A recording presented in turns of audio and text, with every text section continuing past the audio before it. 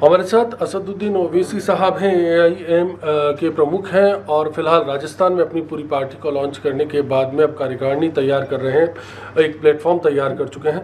और राजस्थान में जो तजुर्बा आप कह रहा है उसको लेकर कुछ सवालात भी खड़े हो रहे हैं। आपने आज ऐलान किया कि आप 40 सीटों तक सिमट कर नहीं रहेंगे जो अकलियत वाली है, आप उनसे भी बाहर निकलने की बात यहाँ पर कर रहे हैं। उसको लेकर रोड मैप किस तरह से तैयार किया आपने?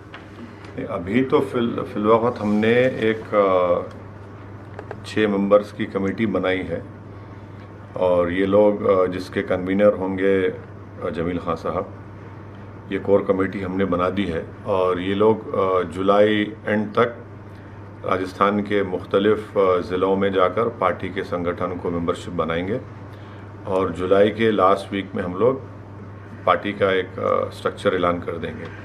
तो इस दरमियान मैं भी आता रहूँगा, हमारी जनसभा भी होगी और जो ज़िम्मेदार लोग हैं प्रदेश के उस मुकाम के उनसे जाकर हम खुद भी मिलेंगे, मुलाकात करेंगे। ये हमारा फिलवक्त का रोड मैप तो ये है। मुद्दे क्या होंगे राजस्थान के लिए, क्योंकि कहा जा रहा है कि आप बंगाल गए, बिहार गए, यूपी गए, जिन मुद्दों पर भी बात की उन्होंने कहीं ना कहीं बीजेपी को फ़ायदा पहुँचाया। ये गलत बात है। देखिए, बंगाल में तो हम सिर्फ 6 सीट लड़े, मौका में भी नहीं मिली, तब भी वहाँ पर TMC की सरकार बन गई। बिहार में हमारे 5 विधायक जीत कर आए और हम सिर्फ 19 सीट पर मुकाबला किए थे वहाँ पर। तो ये सब इल्ज़ाम है, इसका सच्चाई से कोई ताल्लुक़ नहीं है। मुद्दे राजस्थान के लिए फ़िलहाल सोचे हैं कुछ? नहीं, मुद्दे तो बहुत मुद्दे हैं ना। मुद्दे तो खुद कांग्रेस का मिस गवर्नेंस है, जो गहलोत सरकार की नाकामियां हैं वो खुद एक बहुत बड़ा मुद्दा है और जिसकी वजह से राजस्थान में बहुत से तकालीफ जनता को हो रही है। दूसरा ये है कि महंगाई एक मुद्दा है जो बीजेपी बिल्कुल कंट्रोल करने में नाकाम साबित हुई। बेरोज़गारी एक मुद्दा है।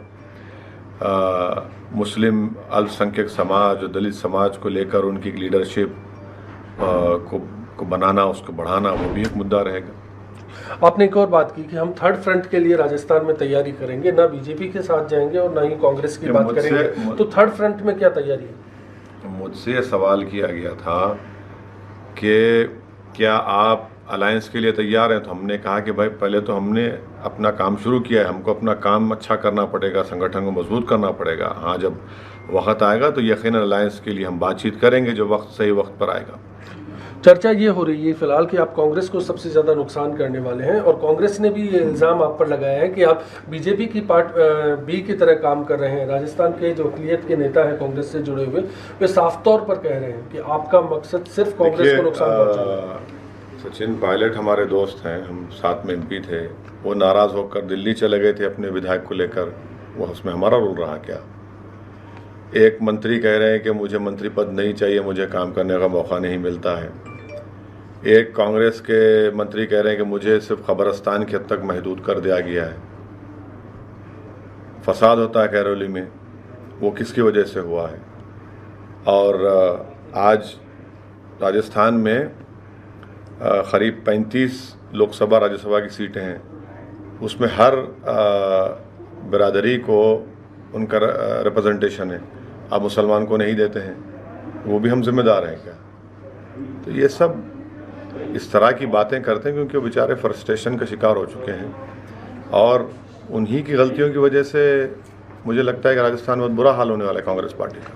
लेकिन कहा यही जा रहा है कि पिछली मर्तबा कांग्रेस से 15 जो है अल्पसंख्यक चेहरों को मौका मिला था और 7 जीत कर आए, लेकिन अगर इस बार आप चुनाव लड़ते जी तो उनमें वो भी मौके नहीं रहेंगे। नहीं, देखिए ये क्या बात है भाई, अगर भारत की पार्लियामेंट में 542 मेंबर्स ऑफ पार्लियामेंट हैं, उसमें से सिर्फ 23 जीत कर आते हैं। मैं तो सिर्फ 3 सीट लड़ा था ना, तो कांग्रेस पार्टी क्यों नहीं जिता पाई? कौन रोका उनको? महाराष्ट्र में वो 15 साल सत्ता में थे, पहली नंबर की पार्टी थी, अब 3 नंबर की पार्टी हो चुकी, तीसरे नंबर की। हमने वहाँ पर 21 साल के शिवसेना के एक MP को, हमारे इम्तियाज़ जलील जो आप ही की फ्रैटर्निटी से आए थे, जर्नलिस्ट थे, वहाँ के औरंगाबाद की आवाम को सलाम कर उन्होंने और इम्तियाज़ जलील कामयाब किया। तो ये बिल्कुल गलत है, बेबुनियाद झूठ है, इसका सच्चाई से कोई ताल्लुक़ नहीं है। ये बात बिल्कुल सच है कि भारत में ख़ास तौर से हिंदी हार्टलैंड में हम अल्पसंख्यक समाज मुसलमानों से ये बात की अपील कर रहे हैं, उनको गौर करने के लिए कह रहे हैं कि आप सरकार बदलने के मौक़िफ़ में नहीं हैं। आप अपने पार्टी के एमआईएम पार्टी के नुमाइंदों को, कैंडिडेट्स को कामयाब करने के मौक़िफ़ में हैं। ये मुसलमानों को एक झूठ दे दिएगी कि आप सत्ता बदल सकते हैं, गवर्नमेंट बदल सकते हैं, आपका वोट बैंक है ही नहीं। वोट बैंक कभी नहीं था इस देश मुसलमानों का, ना कभी रहेगा। और सत्ता बदलने का मौक़िफ़ में हिंदी हार्टलैंड में नहीं है आप और हम। तो इस रियलिटी को, हकीकत को एक्सेप्ट करना पड़ेगा और उसके बाद अपनी लाहेमल को तय करना पड़ेगा, और वो ये है कि आप एमआईएम पार्टी के नुमाइंदों को, कैंडिडेट्स को कामयाब करिए। जी, आपने दिलचस्पी दिखाई थी बांसवाड़ा और डूंगरपुर के ट्राइबल बेल्ट में भी, जब वहाँ पंचायत चुनाव हुए थे। आपने ट्वीट करते हुए कुछ बातें भी कही थी और उनके लिए अपनी बात रखी थी कि किस तरह से वो आप उनके साथ हैं। तो क्या ये माना जाएगा कि आपका कहीं ना कहीं कोलैबोरेशन वहाँ बीटीपी के साथ भी हो सकता है? नहीं, ऐसा अभी तक तो उनसे हमारी कोई बातचीत नहीं हुई है। अभी हम अपने संगठन को मजबूत करेंगे और जब सही वक्त आएगा उस पर हम बात करेंगे। मगर ये बात बिल्कुल इसमें कोई सच्चाई नहीं है कि हमारी या बीटीपी से कोई बातचीत हुई है। जी, राजस्थान में सांप्रदायिक माहौल का जिक्र आपने थोड़ी देर पहले किया था, करौली की बात हुई, उसके बाद जोधपुर में, जो कि सीएम गहलोत का होम टाउन भी है, और उसके बाद भीलवाड़ा में भी ऐसे वाक़यात हुए। इन वाक़यात को लेकर अशोक गहलोत सरकार के कामकाज से भी आपकी नाइत्तेफाकियाँ रही। अब आगे क्या, इस बारे में बात करेंगे? मौके पर जाएंगे आप? नहीं जाएंगे, हम सिर्फ जयपुर आके बैठने वाले नहीं हैं। हम राजस्थान के मुख्तलिफ मुकामात पर जाएंगे। पहले तो हम सबसे ज़िम्मेदारों से, बुज़ुर्गों से, माँ और बहनों से मिलेंगे, उनका आशीर्वाद, उनकी दुआएं को हासिल करेंगे और फिर जनसभाएं भी करेंगे। मगर ये काम शुरू हो चुका है और हम इसमें भी आते रहेंगे। चलिए, आखिरी सवाल ज्ञानव्यापी को लेकर था। आपने प्रेस कॉन्फ्रेंस के दौरान कहा कि जो सुप्रीम कोर्ट की गाइडलाइंस है उनके मुताबिक काम होना चाहिए, लेकिन ऐसा नहीं हो पा रहा। दूसरी तरफ सीए पर आपका जो स्टैंड था वो कहीं ना कहीं भारतीय कानून जो है उसको आप चुनौती देते हुए कह रहे थे कि ये जो चीज़ें हैं नहीं होनी चाहिए देश में। ओवैसी साहब क्या चाहते हैं, भारतीय संविधान के अनुसार काम हो या फिर किसी और अंदाज से? देखिए, भारत के संविधान में राइट टू इक्वालिटी एक बेसिक स्ट्रक्चर का हिस्सा है। तो CAA का जो कानून बनाया गया मोदी सरकार की तरफ से, वो उसके ख़िलाफ़ जाता है। और आपने मज़हब के ऊपर एक क़ानून बनाया जो उसका भी ख़िलाफ़ जाता है, और इसीलिए हमने ख़ुद सुप्रीम कोर्ट में उसको चैलेंज किया है। हमारे वकील सुप्रीम कोर्ट में जनाब निज़ाम पाशा साहब हैं। रहा सवाल ज्ञानवापी मस्जिद का, तो हमारा 91 का कानून है जिसको पार्लियामेंट ने पास किया, लोकसभा राज्यसभा में, और जिसको सुप्रीम कोर्ट ने बाबरी मस्जिद, राम मंदिर के टाइटल डिस्प्यूट में पैराग्राफ नंबर 83 के आखिरी हिस्से में कहा कि इसको भारत के बेसिक स्ट्रक्चर, संविधान के बेसिक स्ट्रक्चर के हिस्से पर एलिवेट किया जाता है। तो ये कानून अभी है जिसको सुप्रीम कोर्ट ने भी मान लिया।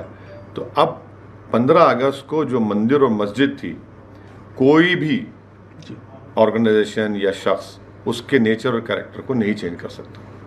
जी, तो ये थे ओवैसी साहब, जिनका साफ तौर पर कहना है कि राजस्थान की सियासी ज़मीन के लिए अब वो पूरी तरह से तैयार हो गए हैं।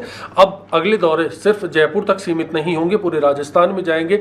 जहां सांप्रदायिक तनाव हुआ वहां पर भी बात होगी। साफ तौर पर फेलियर जो अशोक गहलोत सरकार का इन्होंने गिनाया, उसको लेकर भी बात की और कहा कि राजस्थान में अब इस दिशा में काम होगा और गहलोत सरकार की नाकामियों को कहीं ना कहीं उनकी पार्टी बनाने की तैयारी करेगी। सहयोगी विजेंद्र के साथ जयपुर से अश्विनी विजय प्रकाश पारीक, ETV भारत।